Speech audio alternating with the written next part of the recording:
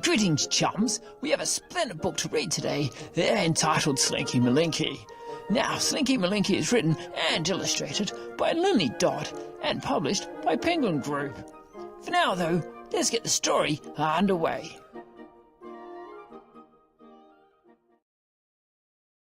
Slinky Malinki was blacker than black, a stalking and lurking, adventurous cat.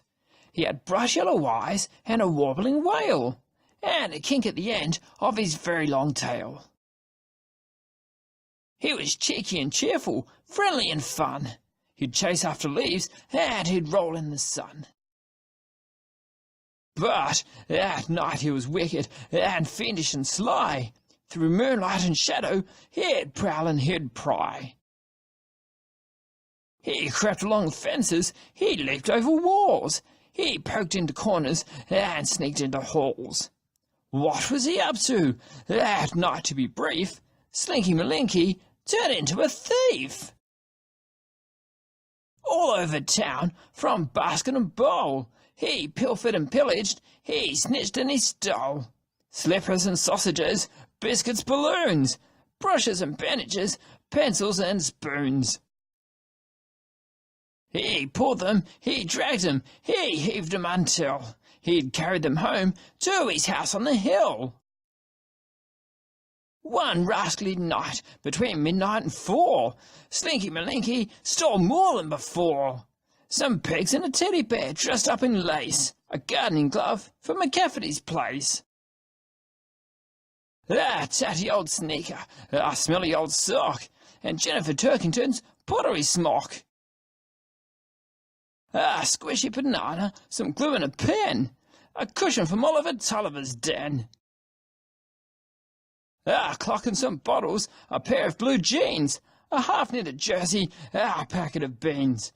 He pulled them, he dragged them, he heaved them until he'd carried them home to his house on the hill. Then Slinky Malinki, rapscallion and cat, piled them up high in a heap on the mat. The glue toppled over and gummed up the pegs. The jersey unravelled and tangled his legs. He tripped on the bottles and slipped on the sock. He tipped over sideways and set off the clock. Crash went the bottles, beep beep went the clock. Row, row, row, row, went the dogs on the block. On went the lights, bang went the door, and out came the family, 1, 2, 3, 4. Oh no, they all said, what a criminal cat. Tomorrow we'll have to take everything back. With a tangled up middle and glue on his face, Slinky Malinki was deep in disgrace. Never again did he answer the call, when the moon shadows danced over garden and wall. When whispers of wickedness stirred in his head, he adjusted his whiskers and stayed home instead.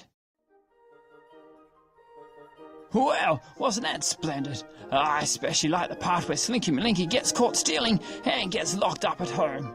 Well, crime doesn't pay, Slinky.